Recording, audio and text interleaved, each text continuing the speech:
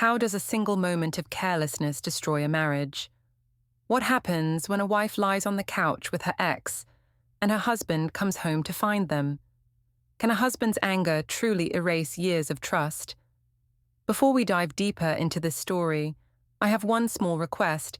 Please subscribe, drop a like, comment, and hit that hype button to boost this channel so more people can discover these incredible stories. My name is Evelyn, and I never thought my life would spiral out of control like this. It started as just another evening at home. My husband, Damian, had been working late for the past few weeks, and the house had become eerily quiet. He would come home, barely acknowledge me, grab something to eat, then retreat into his study or the living room to watch TV. I thought I was fine with it, telling myself that this was just a phase. Work had been stressful for both of us, and I knew he had a lot on his plate. But as the days passed, I couldn't shake this growing sense of loneliness. I felt neglected, unseen, as if the person who once made me feel cherished was slipping further away from me. Damian and I had always been the couple everyone envied.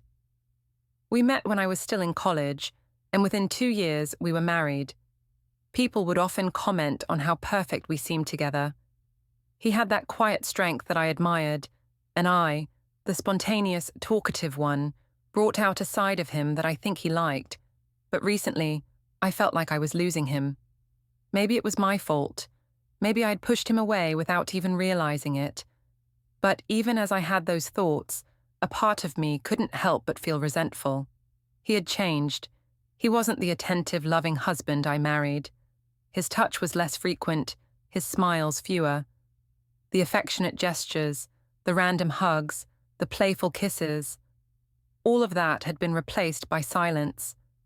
And for the first time in our marriage, I began to feel like I was suffocating. Then came Leo. Leo wasn't new in my life. He had been my ex from college. We had been close for a long time, but once I met Damian, Leo and I had gone our separate ways, choosing to be friends instead of anything more. We both moved on, and life continued. But recently, after months of catching up on social media, Leo reached out to me again. It wasn't anything serious at first, just an innocent message checking in, asking how life had been treating me. We started chatting, initially about work, then about our shared memories, and before I knew it, I found myself confiding in him more than I had in ages. It felt good to have someone listen to me again, someone who saw me as more than just a wife or a mother. Leo made me feel like the confident, vibrant woman I had been before the weight of marriage and responsibilities began to take their toll. He was always there, texting me after a rough day, offering a comforting word when Damian was too distant to notice. He never pushed for more than what I was willing to share, but that didn't stop me from getting drawn into the attention. It was like a light had been switched on in a dark room, and, for the first time in months, I felt alive again. The night it all changed, I wasn't thinking. Leo had come over to catch up, something casual, just two old friends reminiscing about the past. We were on the couch, talking about college days and laughing at silly memories. At first, I had told myself that nothing would happen, that this was just a harmless get-together. But as we sat there, I felt that familiar tension creeping in, the way his eyes lingered on mine a little too long, the way he smiled when I laughed. We were just friends, right? But as Leo moved closer, I could feel my heart racing. I could feel the pull, the temptation. The way he looked at me was nothing like the way Damian had been looking at me for months. Before I knew it, we were kissing. It was brief but intense, and in that moment, I allowed myself to believe that maybe I was just giving in to something I had been missing. Maybe Damian didn't care about me anymore. Maybe this was what I deserved. I told myself it didn't matter, that it was just a kiss, a moment of weakness. After all, what did it mean in the grand scheme of things? I didn't even hear the door open. I didn't hear Damian come home. But I felt the rush of panic when I saw his face in the doorway, his eyes wide with shock and anger. My heart dropped into my stomach. The guilt hit me like a wave, but I couldn't take it back. It was too late. He had seen us.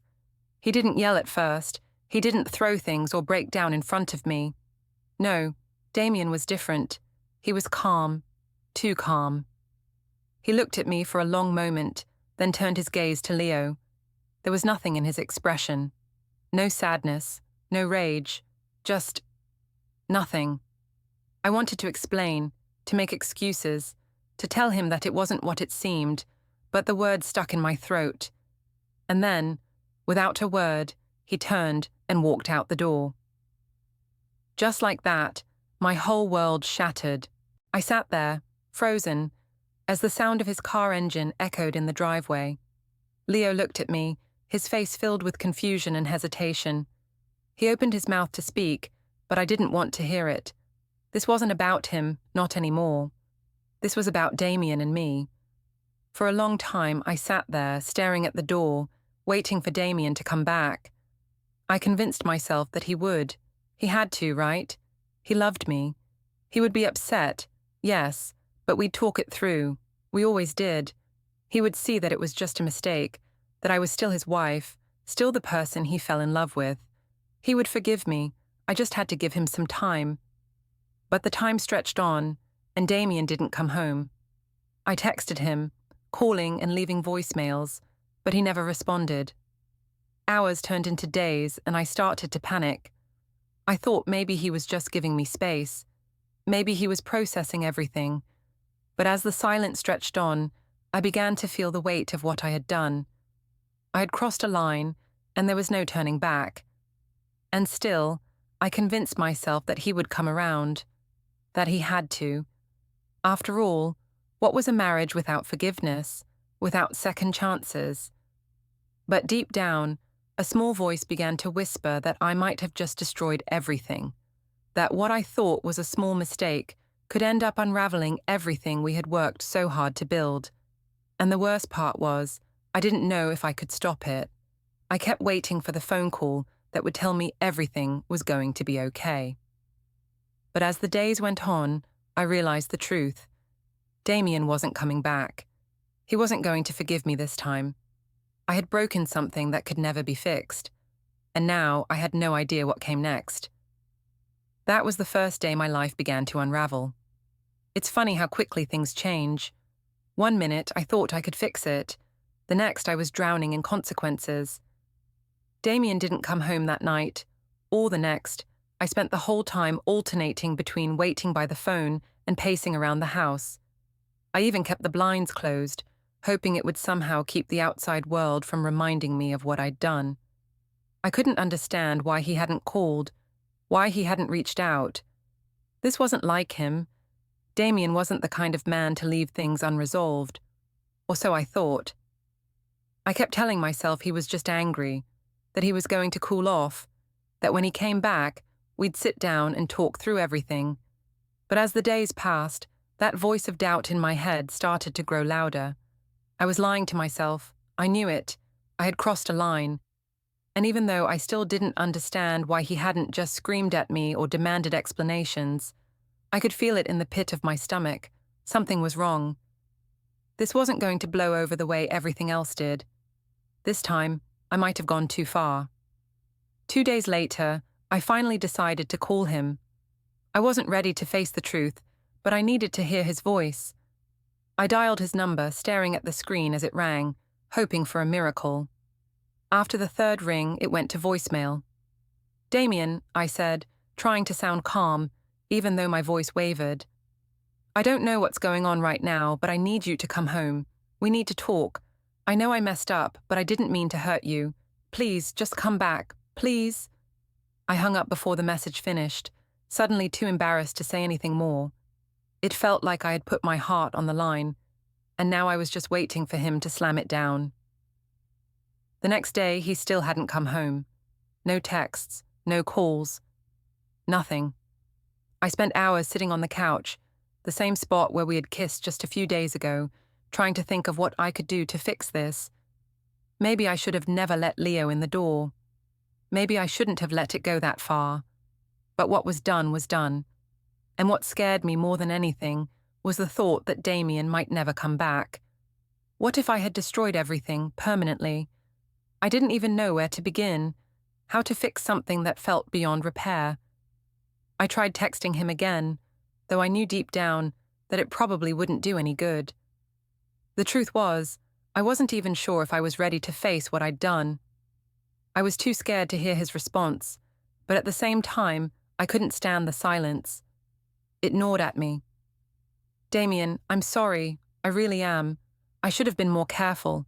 I never meant for you to find out like this, but I need you to understand, I was just looking for some connection. I didn't want things to go this way. Please, just let's talk, okay?" I sent the text, then stared at the screen, waiting for the 3 little dots to pop up, signaling that he was replying. But it never happened. Hours passed, and nothing changed. The next day, I woke up with a heavy heart, knowing this was no longer just about us being upset with each other. This was serious, and Damian wasn't going to let it slide like he always did before. It was clear now. He had finally hit his breaking point. The truth was, I had never really understood how much he had been holding things in, how much he had been silently suffering. I assumed that because he wasn't screaming or showing his hurt, he wasn't feeling it. But Damian wasn't like me. He was quiet, reserved, the kind of man who would think things through before he spoke or acted. It had taken me years to learn that about him, and now I was paying the price for it. I tried to distract myself with work. Maybe if I could bury myself in the distractions, the guilt and the hurt would fade away. But even at the office, my mind kept drifting back to him. Every email, every phone call, every meeting felt like a background noise to the crushing reality that my marriage was hanging by a thread. At lunch, I saw Lila's name pop up on my phone. I was thankful for the distraction, even if it was just for a moment. She had always been the one to push me to take risks, to get out of my comfort zone, and I wondered if she might have a suggestion for how I could fix this. "Eve, you okay?" she asked, as soon as I picked up. "No," I replied, barely holding it together. "I don't know what to do. He's gone. Damian's not answering my calls. He's not coming home. I messed up, Lila. I really messed up." "I know," she said softly, her tone lacking any judgment. "But you can't just keep sitting around waiting for him to come back. You need to take charge of the situation." "I don't even know where to start," I muttered. "I tried apologizing. I've left messages. Nothing. He won't even speak to me." "You need to do more than just apologize," she said firmly. "You need to show him you're serious. You need to make him see you're committed to fixing things. He's not going to want to hear just words, Eve. He needs action." I wanted to argue, to tell her she didn't understand how Damian worked, but I couldn't. She was right. This wasn't going to be fixed with a few simple apologies. He wasn't like Leo, who had always been easy to manipulate with sweet words and promises. Damian didn't play that game. "Do you think he's going to come back?" I asked, my voice small. "I don't know," she said. "But you need to be ready for whatever happens next. If he's not willing to forgive you, you have to accept that." That was the moment I realized just how much I had been avoiding the reality of the situation. Damian might not come back. I had taken a risk, and now I might lose everything. I spent the rest of the day lost in thought, trying to piece together the broken parts of my life. I knew I had to do something big, something that would make him see how much I regretted what had happened. But even as I started to form a plan in my mind, I knew deep down that nothing I did could undo the damage. As night fell, I found myself sitting on the couch again, staring at the door, waiting for Damian to walk through it. But as I sat there, I knew in my heart that he might never walk back through that door, and the fear that gripped me was unlike anything I had ever felt before. I had been careless, selfish, and now it was time to face the consequences. The silence had grown deafening.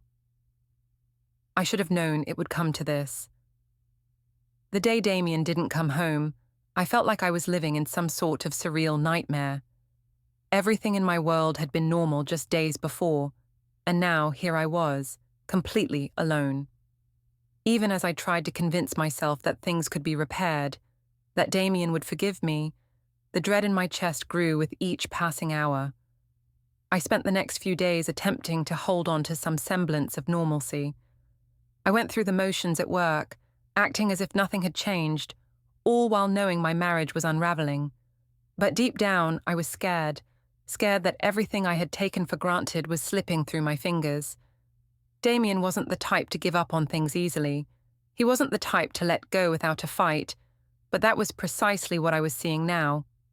And I couldn't tell if he was silently preparing for the end, or if he was waiting for me to make the first move. Lila kept texting me, trying to get me to make a bold move, but I knew what she was really suggesting. She wanted me to fight for him, to show that I still cared enough to fix things. But how could I fix something I had broken so recklessly? How could I expect him to believe that I was worth fighting for when I had clearly shown him I didn't value our relationship? Finally, on the fourth day of silence, I couldn't take it any longer. I reached out to him again. I knew I was becoming desperate, but I was beyond the point of pride. I needed to hear his voice. I needed him to tell me that there was still a chance for us, that this wasn't the end. I dialed his number with shaking hands, trying to calm my breathing before the call went through. The line rang and rang, but I had almost expected it to go to voicemail again. Damian had been distant for so long now, and the idea that he would actually pick up seemed impossible. But then, surprisingly, he answered. "Damian?" My voice was tentative, unsure of how he would react. "It's me, Evelyn." There was a long pause before he responded, his voice flat and emotionless. "What do you want?" My heart sank. That was not the response I had hoped for. I just wanted to talk. I don't know where to begin, but I don't want this to be the end for us," I said, my voice faltering. "I know I messed up. I know what I did was wrong, and I don't expect you to forgive me right away. But can we please talk about it? Please?" He was quiet for a long time, and for a moment I thought he had hung up. But then he spoke, his words cutting through the silence like a knife. "You want to talk?" He sighed heavily, almost like a weary sigh. "Evelyn, I don't know if I can keep doing this with you. I don't know if I can keep pretending that everything is okay when you're out there making these decisions, these choices. I thought I knew you. I thought I knew what we had. But now, I'm lost." The weight of his words hit me hard. He didn't yell. He didn't scream. But there was so much hurt in his voice, and I realized, too late, that I had caused all of it. I didn't mean for it to happen. I didn't want to hurt you, Damian. I paused, searching for the words.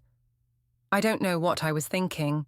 I was feeling disconnected, and Leo, he was there, and I let myself get caught up in it. But it didn't mean anything. It was a mistake. I swear to you, it was a mistake. Please, just come home. Let's talk this through. We can fix it. We can fix us up. There was another long silence. I could hear him breathing softly on the other end of the line, but he didn't say anything. "I don't know if I can believe you anymore," he finally said, his voice so quiet that I almost didn't hear it. "You keep saying you didn't mean for it to happen, but the truth is, Evelyn, you made a choice. You chose to hurt me. You chose to betray my trust. And now I have to live with that. I don't know if I can forgive you, and honestly, I don't know if I even want to try." The words cut through me like a blade. It felt like my chest had been ripped open. I had hurt him so deeply, and now I had no idea how to fix it. "I'm sorry, Damian," I whispered, the tears starting to well up in my eyes. "I'm so sorry.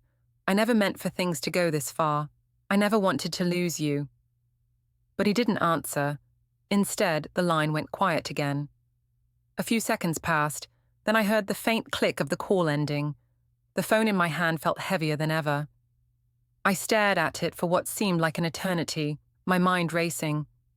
I had expected him to be angry, maybe even shout at me, but this was different. He wasn't angry. He wasn't lashing out. He was done. He had reached his limit. And the silence from him, his complete refusal to engage, spoke volumes. I didn't know what to do next. I had tried to apologize. I had tried to explain, but I wasn't sure if any of it mattered anymore. I had pushed him too far, and now I had no idea if there was any coming back from it. That night, I didn't sleep. Every time I closed my eyes, I could see Damian's face, his hurt, his disbelief. I kept thinking back to the moment when I had kissed Leo, when I had let that one small mistake turn into something so much bigger than I could ever have imagined. I could feel the weight of my choices pressing down on me. Every time I thought I could ignore it, the guilt hit me like a freight train. By morning, I knew I couldn't keep waiting. I couldn't keep pretending that everything was going to magically fix itself. I had made a mess of everything, and now it was time to face the consequences. But even as I came to terms with the reality of the situation, a small part of me still held on to hope. I had to believe that something could still be salvaged. I had to. I gathered my things and went out to the backyard to sit on the porch, trying to think through my next steps. I had no idea what I was supposed to do now, but I knew I couldn't just give up. Not yet. But in my heart, I knew that Damian had already made up his mind. He wasn't coming back. And that truth hit me harder than anything else ever could. I had lost him. I had hoped the worst was over, but in truth, that was when everything truly began to unravel. The days after my last conversation with Damian felt like a blur, but they were also the most painfully lucid of my life. I spent every waking moment trying to hold on to the hope that I could fix this, that I could make things right. But every attempt to reach out to him seemed to push him further away. His silence was louder than any argument. The longer I waited, the more I realized just how deeply I had wounded him. The house was eerily quiet. Damian hadn't come back home, and there was a coldness to the space that I couldn't ignore. The smell of his cologne, which I had once loved, now felt like a reminder of everything I had lost. His toothbrush was still in the bathroom, but the space next to mine in bed remained empty. I tried to keep busy, throwing myself into work, hoping to distract myself from the growing pit in my stomach. But no matter what I did, I couldn't escape the overwhelming sense of guilt. I knew I had messed up, but there was more to it than that. The worst part wasn't just the affair itself. It was how I had betrayed him, how I had allowed myself to fall into a pattern of lies and self-justifications. I had convinced myself that I was right, that Damian's coldness and emotional distance gave me the right to seek comfort elsewhere. But the truth was, I had never communicated that to him. Instead, I let the resentment build. I let it grow into something ugly, and by the time I finally acted on it, it was too late. I sent him one final message, the last one I could muster. I told him I was sorry. I told him I loved him, and I told him that I had no idea how to fix things but that I was willing to try. It wasn't a grand declaration of love. It was simple, desperate. I didn't expect a reply. I didn't expect him to come running back to me. But I needed him to know I was still here, still fighting for us. The next day, there was a knock at the door. I wasn't expecting anyone, but when I opened it, I froze. Damian was standing there, his face unreadable. He wasn't angry. He wasn't yelling. He was simply standing in front of me, as though he had come to do something that he had been planning for a while. "Can we talk?" he asked quietly, his voice steady. I nodded, my heart racing. "Of course," I whispered, stepping aside to let him in. He walked in, but he didn't sit down. He stood near the door for a moment, looking around the house. It felt like he was assessing everything, as though this place, our home, had suddenly become foreign to him. He then turned to me, his eyes locking with mine. "Evelyn," he began, his voice calm but firm, "I've been thinking a lot about everything. I've been thinking about us, about what we've become, and about what you did, and I don't think I can keep pretending that everything's fine anymore." I opened my mouth to speak, but he held up a hand. I'm not here to argue, he said. I just need you to listen. I swallowed hard, trying to hold back the tears that threatened to fall. Do you even know what you've done to me? Damian asked. How long do you think I could keep living like this? Watching you pull away, watching you disappear, while I stood by and tried to make everything perfect. I've spent years giving everything to you, but I never stopped to ask myself if you were even still here. And when I found out about Leo, it shattered me, Evelyn. It's not just the kiss or whatever you want to call it. It's the fact that you didn't even think about how this would affect me. You didn't think about what it would do to us. His words cut through me like a knife. I wanted to apologize, to tell him how sorry I was, but I couldn't find the words. All I could do was stand there and take it because he was right. I hadn't thought about him. I hadn't considered how my actions would hurt him. I'd been so wrapped up in my own feelings of neglect and frustration that I had ignored the damage I was causing. I never wanted to hurt you, I finally said, my voice breaking. I know I messed up. I don't know why I did it, but I was so lost. And I thought that if I could just feel seen again, feel like I mattered, it would fix everything. But I was wrong, Damian. I've always been wrong. He didn't say anything at first, just looked at me with a sadness in his eyes that made my chest ache. Then he spoke again, his voice almost a whisper. I know you were unhappy, Evelyn. I could see it, but I never got the chance to fix it, because you never told me what was wrong. You let it build up, and by the time I realized it, it was too late. I can't live in a relationship where I'm not enough for you. I can't keep pretending that everything's fine when it isn't. The silence between us was deafening. I felt like I was drowning in it, suffocating under the weight of everything I had done. And yet, I couldn't seem to move. I wanted to reach out to him, to beg him to stay, but I knew I couldn't. He wasn't the same man anymore, and I wasn't the same woman I had been when we first got together. Finally, after what felt like an eternity, he spoke again. I've been talking to a lawyer, Evelyn. I've started looking into what comes next for us, and I don't know if we can come back from this. I don't know if I can forgive you, but I do know that I need to start protecting myself, protecting my future. My stomach dropped at his words. It was a blow I hadn't been ready for.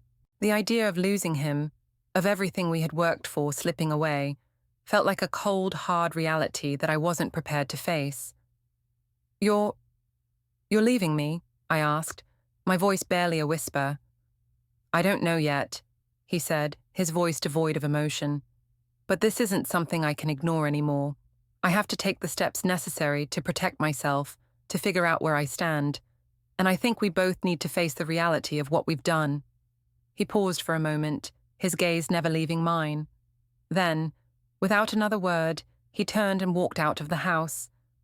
I watched him go, feeling like my world was collapsing around me. I had been too blind to see what was happening, too focused on my own pain to understand that I was hurting the person who had once been my everything. And now, as the door clicked shut behind him, I was left standing there, knowing that I might have just lost him forever. Damian wasn't coming back. I couldn't escape the truth, no matter how hard I tried. The days after Damian left felt like they stretched on forever, each one dragging me deeper into the realization of how badly I had messed up. The house felt emptier than ever. The sound of my own footsteps on the hardwood floor echoed in the silence, a constant reminder of how I had let everything slip through my fingers. I had spent years building a life with Damian, and now, in the blink of an eye, I had torn it apart. I tried to keep going, to keep pretending that everything would somehow be okay.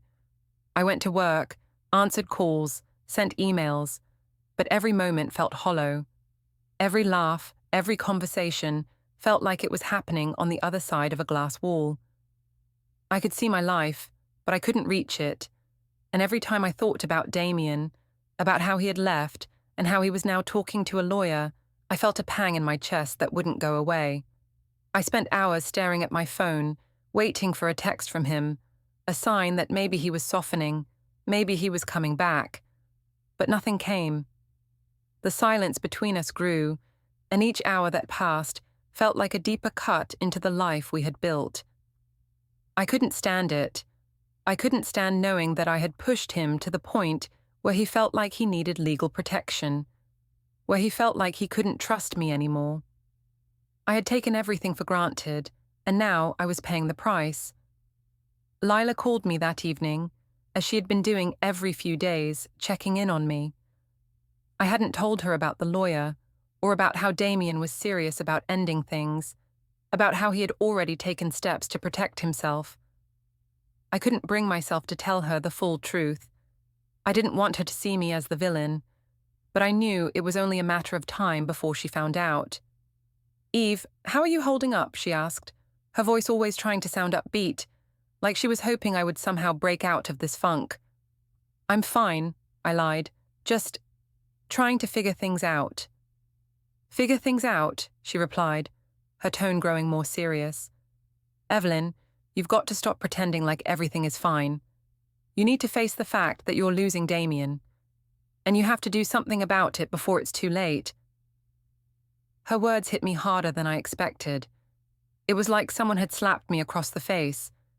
I had spent so much time trying to convince myself that I could fix things with a few apologies, that I could somehow make him understand, but the truth was, I was losing him, and no amount of talking or pleading was going to change that. I had betrayed his trust. I had crossed a line that I didn't even realize existed until it was too late. "I know," I whispered, my voice breaking. "I know, but what can I do now? He's already made his decision. He's talking to a lawyer, Lila. He's really serious about this." There was silence on the other end of the line. I knew Lila was trying to find the right words, but there was nothing she could say that would fix this. She knew it. I knew it. "You need to fight for him, Eve," she finally said. "You can't just sit back and let him walk away without trying to fix this. If you really love him, you need to show him. You need to prove to him that you're willing to change. He's hurt, but he still loves you. You've got to remind him of that." I closed my eyes, letting her words sink in. I had already tried to apologize. I had already begged him to come back. And yet, nothing had changed. He was still gone, and I was still here, feeling more lost than ever. But maybe Lila was right. Maybe I hadn't done enough. Maybe I had to show him that I was willing to change, that I wasn't the same person I had been when I made those mistakes. "I don't know if I can," I admitted, my voice barely a whisper. "I've hurt him too much. I've done things I can't undo." "You can't undo it, but you can show him you're sorry," she said. "You can show him that you're willing to fight. You don't have to be perfect, Eve. You just have to be real. And you have to be patient. He needs time, but he also needs to see that you're committed." I nodded, even though she couldn't see me. I didn't know if I had it in me to fight for him. I didn't know if I had enough strength left to do what I needed to do. But I knew one thing for sure. I wasn't ready to give up. Not yet. That night, I sat in the living room, staring at the empty space where Damian used to sit. The couch felt cold without him, and the house felt more like a shell than a home.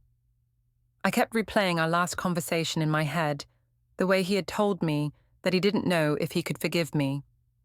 The way his eyes had looked at me, so full of hurt and disappointment. I hated myself for putting that look in his eyes. I hated myself for being so selfish, so blind to his feelings. I grabbed my phone and began to type. I knew it wouldn't be easy, but I had to do something. I had to reach him. I couldn't just sit around and wait for him to come back. I needed to show him that I was still here, still fighting for us. "I don't know where we go from here," I typed, my fingers trembling as I wrote, "but I'm not giving up on us. I love you, Damian. I always have, and I always will. I made a huge mistake, but I want to make things right. Please let me prove it to you. Let me show you that I'm committed to fixing what I broke. I'm sorry. So sorry." I stared at the message for a long time, but I knew there was no going back now. I hit send, then immediately felt a mix of dread and hope. I didn't know what would happen next. I didn't know if he would even reply, but I had to try. I had to. The next morning, I woke up to the sound of my phone buzzing on the nightstand. My heart skipped a beat as I reached for it, hoping against hope that it was a message from him. But when I saw the notification, my stomach dropped. It wasn't Damian. It was a new email from the lawyer he had consulted. I opened it with trembling hands, my heart racing as I read the words on the screen. It was clear. Damian had already taken steps to protect himself, to protect his future.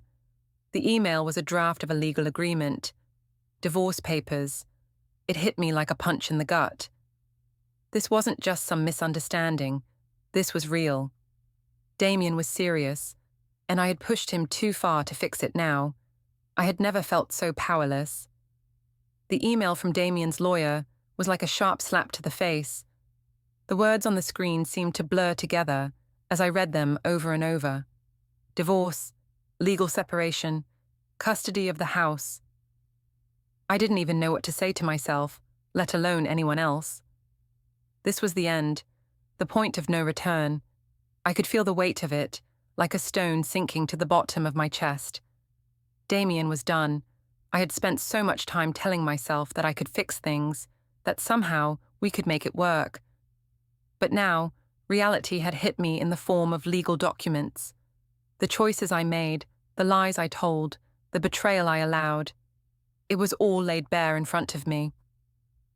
I sat in silence for a while, the phone still clutched in my hands, as though if I held it long enough, maybe it would bring Damian back. But he wasn't coming back. I knew that now. It didn't matter how many times I apologized, how many times I begged him to listen. It was over.